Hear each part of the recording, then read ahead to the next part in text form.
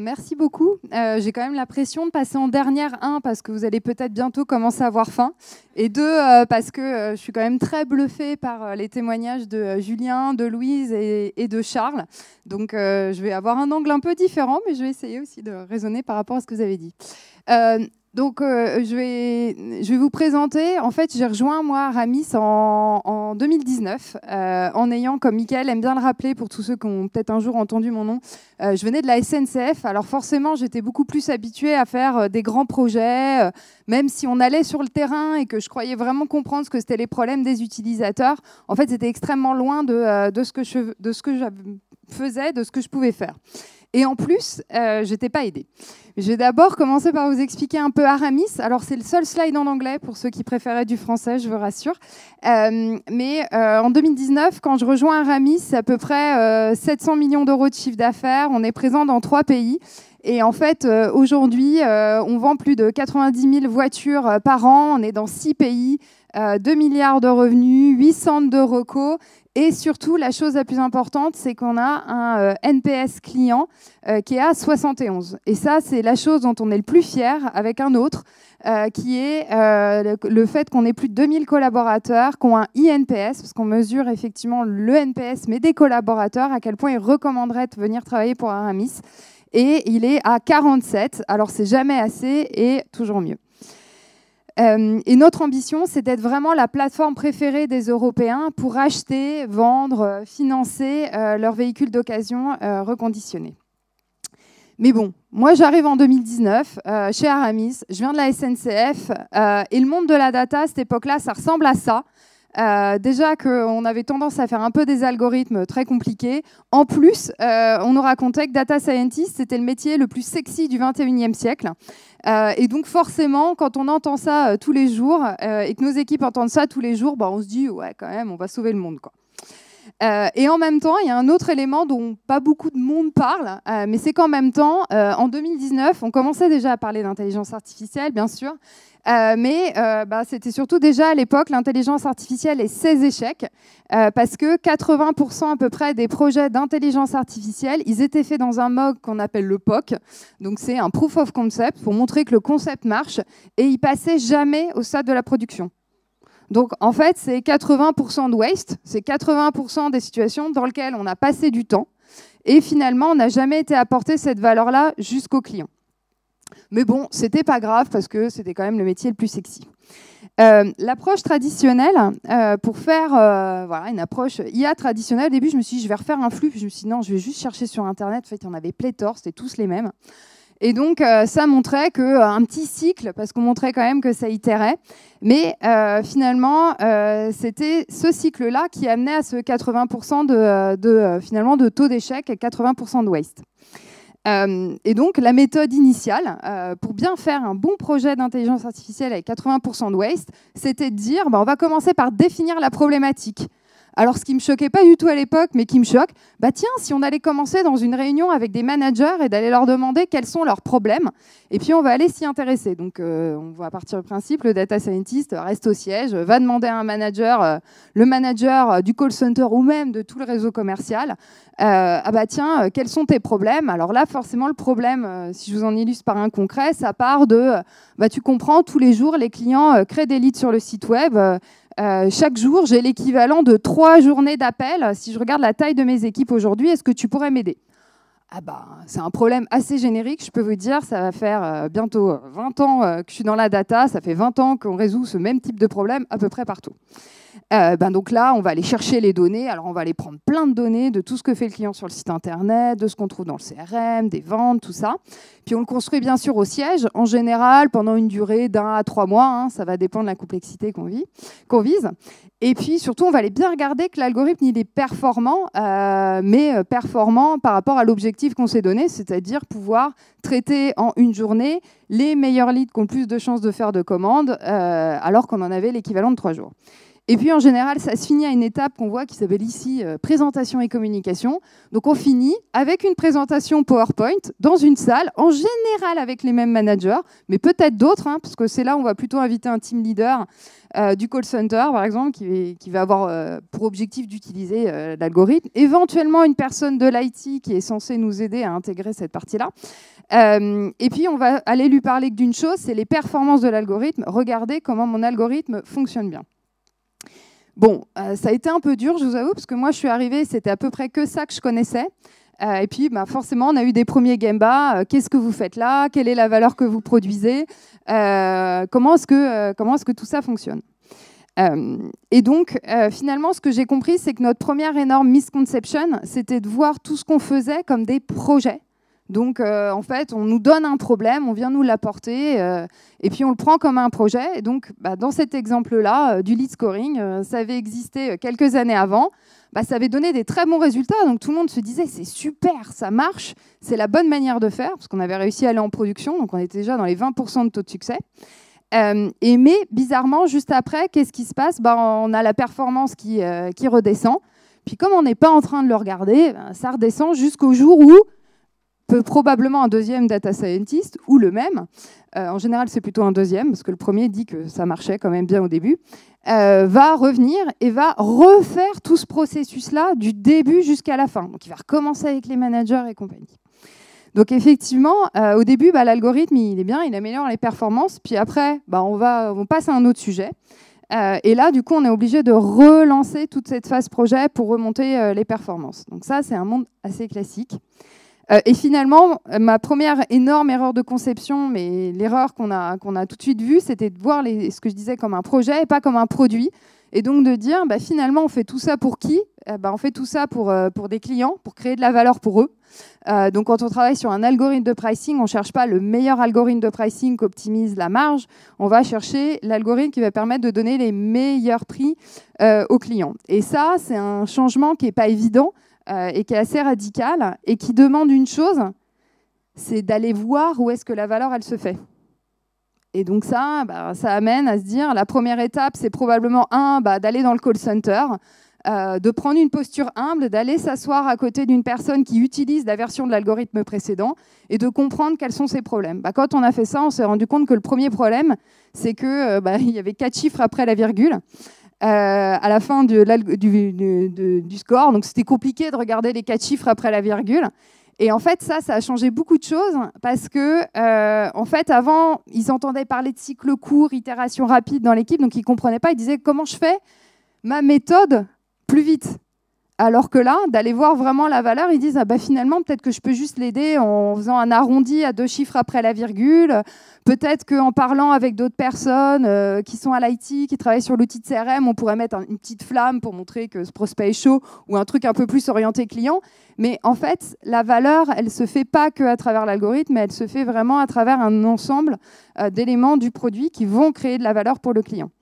Le deuxième élément aussi, c'est quand on travaille, Laurent est dans la salle sur du pricing, en fait, c'est de se rendre compte et de prendre les problèmes du client qui nous dit que le pricing, il n'est pas bon.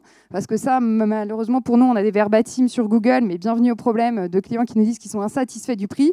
Ça, nous, c'est assez facile. On parlait de d'où viennent les 5 colonnes. Pour un data scientist, ça peut être tout simplement un verbatim d'un client qui est posté sur Google, qu'on va aller regarder. Pourquoi est-ce qu'on a tel prix de telle voiture? Ça ne me satisfait pas, j'ai pas un voleur, j'ai pas envie de vous la vendre. C'est pas évident à voir, mais quand on le voit et quand on le regarde en équipe, on arrive à comprendre. Et là, c'est des opportunités d'améliorer l'algorithme. Et ça se fait pas avec un PowerPoint dans une salle de réunion avec des managers. Donc la deuxième erreur de conception, c'était de faire du 4D versus du 4F, on en a parlé ce matin. Et donc, typiquement, d'être dans cette approche-là, sur le pricing, pour rentrer dans un deuxième exemple, tiens, si on allait donner un prix en ligne aux clients qui veulent revendre leur voiture, faisons un algorithme. Donc on avait appliqué le même processus, on le fait. Et puis, on va aller développer tout cet algorithme-là. Puis tous les jours, à ce moment-là, il y avait ces verbatims-là qui tombaient. Et il y avait des réunions entre une certaine personne qui maintenant est au Kaizen Office en France, et un data scientist de l'équipe. Et en fait, ça se retrouvait à bah tiens, pourquoi on a ce prix-là?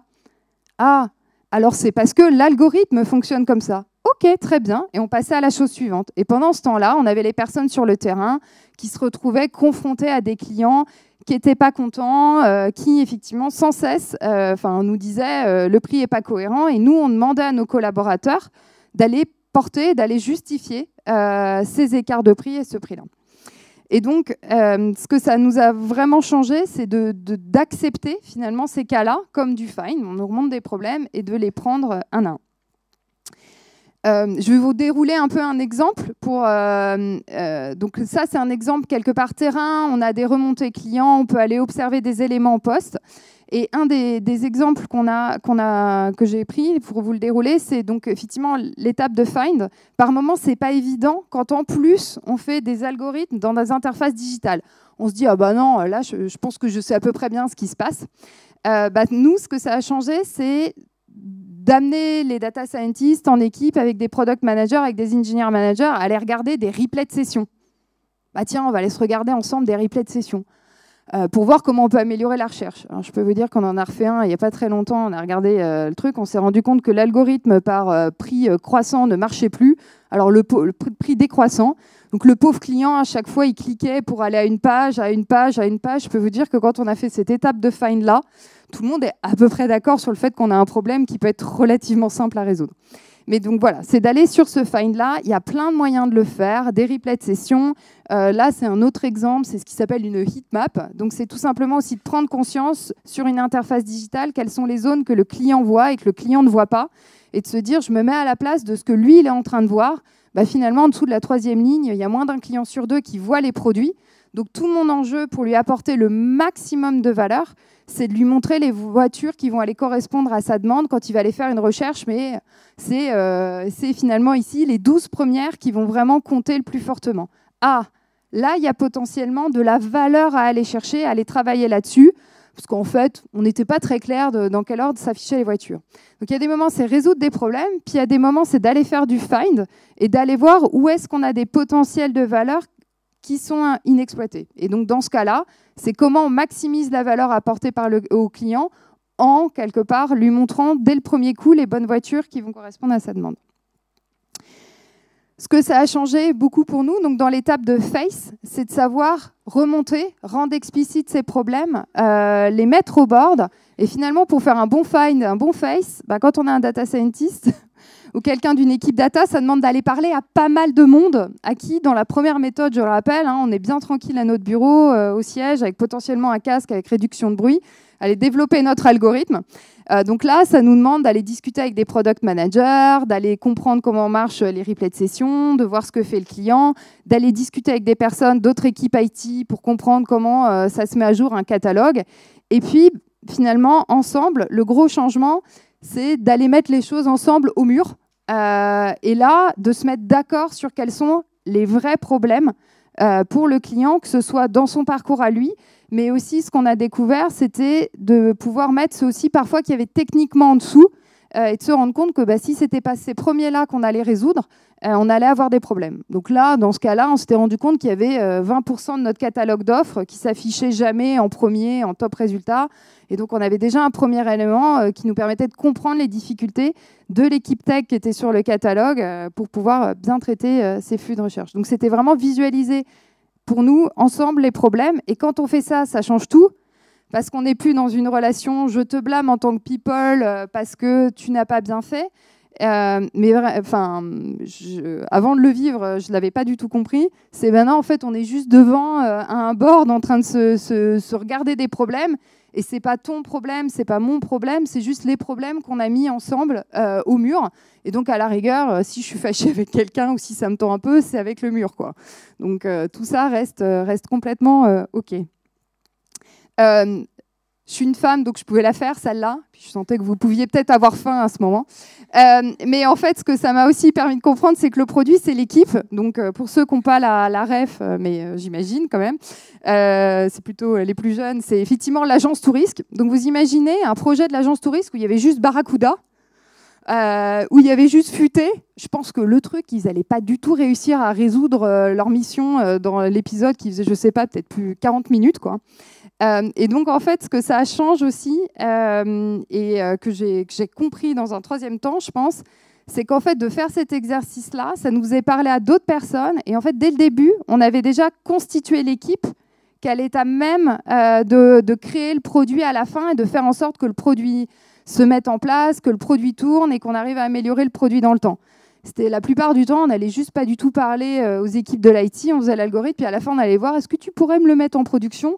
Bah ça, à mon avis, c'était bien 50% dans les 80% de waste, ou en tout cas de lead time de passage en production, parce qu'on faisait de la conception sans aller voir les personnes qui allaient nous aider vraiment à faire la mise en production du produit. Donc je ne sais toujours pas qui est Barracuda, mais chez nous, mais voilà. Donc en fait, l'étape d'après, c'est effectivement le frame. Quelles sont les zones d'apprentissage, quelles sont les différentes zones d'amélioration possibles. Nous, à cette étape-là, ce qui était intéressant, c'est que ça nous avait amené à nous rendre compte qu'on n'avait pas qu'une cible de clients qui était le visiteur sur le site, mais qu'on avait aussi les conseillers commerciaux, parce que tous les jours, on n'a pas de voitures dans nos agences, donc c'est le site qu'ils utilisent pour aller faire découvrir les voitures aux clients, mais que c'était aussi les équipes achats, parce qu'ils les utilisaient pour s'assurer que les produits avaient bien été mis en ligne avec le bon niveau de qualité. Et donc tout ça nous a amené à nous dire attends, déjà, est-ce qu'on est d'accord sur la première cible de clients, auprès de qui on va aller tester, auprès de qui on va aller chercher de l'amélioration.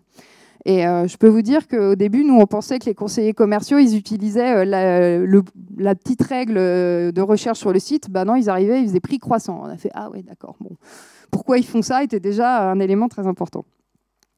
Et du coup, l'étape d'après, pour nous, c'est vraiment d'aller faire le form. Donc là, je ne sais pas si ça se ressent par rapport aux toutes photos que je vous montrais, mais finalement, c'est un tout petit bout en bas.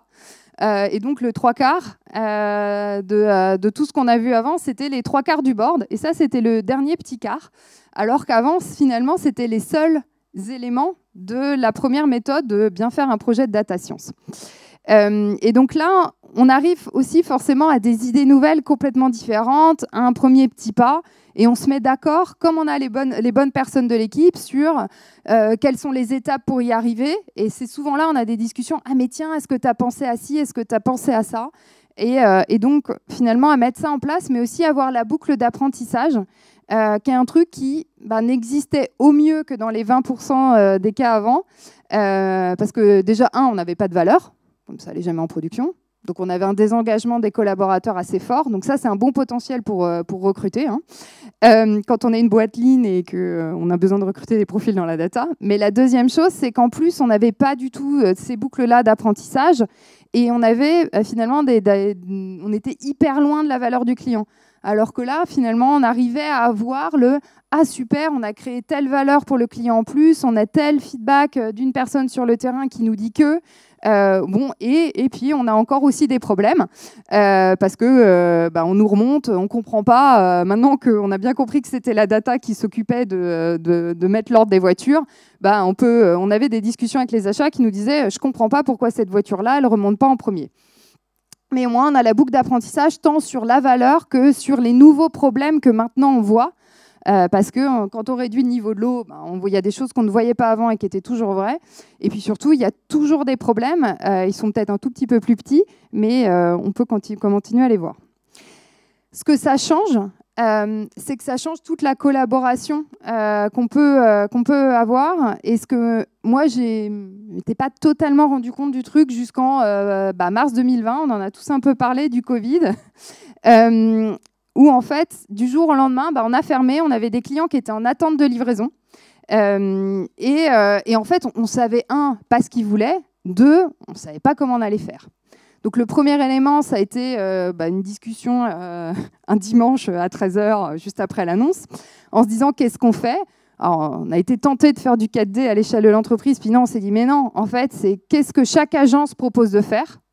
Ah, ok. Et en fait, le lundi matin, je ne sais plus à quelle heure, j'ai eu la question d'un directeur régional qui m'a dit « Mais attends, est-ce que tu pourrais m'extraire toute la liste ?» Ah non, attends, je vais t'expliquer le problème. Donc, le problème, c'est qu'on voudrait que chaque responsable d'agence, et parce qu'on avait travaillé ensemble, Il m'a dit non, attends, même si c'est en crise, je vais t'expliquer mon problème. Le problème, c'est que je voudrais que chaque responsable d'agence il puisse mettre en œuvre ses livraisons par lui-même. Mais on se rend compte qu'il y a différentes situations clients parce qu'on a déjà un peu parlé ce matin. Il y a ceux qui ont une reprise, il y a ceux qui ont juste une livraison comme ça. Et en fait, on aimerait d'abord commencer par voir qui est autour de l'agence, pouvoir les appeler. Et là, comme on avait déjà la confiance finalement qui s'était construite avec ces équipes, là, on a eu « Ah, je suis plus claire sur le problème, je suis capable de te dire que plutôt que de te faire un export juste d'une liste d'Excel, que toi ensuite tu vas redispatcher par le nombre d'agences, que le temps que tu le fasses, tu leur auras peut-être donné ce soir, en fait, j'ai mieux compris ton problème et je sais qu'on veut que chaque agence visualise. » Donc là, c'est ce que vous pouvez voir. Donc c'est au niveau de l'échelle de la France. Et puis j'ai zoomé sur l'agence de Bordeaux. L'agence de Bordeaux, c'est le petit logo Aramis. Mais autour, ce que vous voyez, c'était les différents clients qui avaient des voitures qui auraient dû être livrées après le début du confinement. Et donc, ça, c'est les voitures qui apparaissaient. Et quand on cliquait sur le point, on pouvait voir le numéro du bon de commande. Donc, ça permettait assez vite de tout de suite ouvrir le lien vers la fiche du véhicule pour pouvoir appeler le client. On savait, on avait la petite info, reprise ou pas de reprise.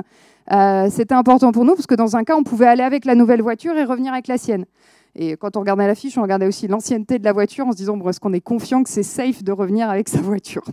Mais voilà, et on a pu le faire assez vite parce qu'on n'a pas été enfermé dans une solution, mais on a parlé du problème et du coup, les équipes ont pu être force de proposition sur ce qu'ils étaient capables de faire comprenant l'urgence. Et donc c'était un élément qui était intéressant. Forcément, après, il y a des choses qui n'allaient pas, et donc ils nous faisaient des retours de problèmes, et on pouvait itérer. Ça mettait une autre pression sur des choses qui devaient être hyper bonnes à 8 h du matin, qu'on n'en avait pas en tête. Mais c'était stimulant, et surtout, ça a développé beaucoup d'engagement des collaborateurs de l'équipe. Ce que ça change aussi, donc ça, c'est un slide un peu plus barbare. Donc ça, c'est un exemple qu'il y a aux achats, mais c'est aussi pour vous montrer que ça nous permet des adaptations rapides en ayant un usage aussi quand il y a des ruptures technologiques. Parce que quand on a cette logique-là de partir au poste, voir des problèmes spécifiques et du coup commencer à tester des idées nouvelles, là, c'est un exemple où en fait, sur le site internet, on met des avis sur les véhicules. On a regardé les problèmes, on s'est dit, tiens, en fait, c'est vrai. Donc, le product manager du site échange avec quelqu'un et dit, mais en fait, c'est vrai que ces avis sont génériques. Parfois, il y a des fautes d'orthographe. Ça ne montre pas vraiment la spécificité de la voiture. Celle-là n'est pas pareille que celle-là. Pourtant, le commentaire est un peu le même. Et finalement, avec ChatGPT, on a travaillé sur le comment, en partant de l'outil qu'ils avaient aujourd'hui. On peut aller faire des adaptations parce que la valeur de l'acheteur, c'est de nous dire c'est quoi les 3 caractéristiques de la voiture qui sont vraiment trop bien sur celle-là. Donc là, c'est une Jeep, super, elle a un toit panoramique, elle a des pneus neige et franchement, ça, on sait que c'est un design intemporel. Mais donc, il le sait parce qu'il connaît le produit.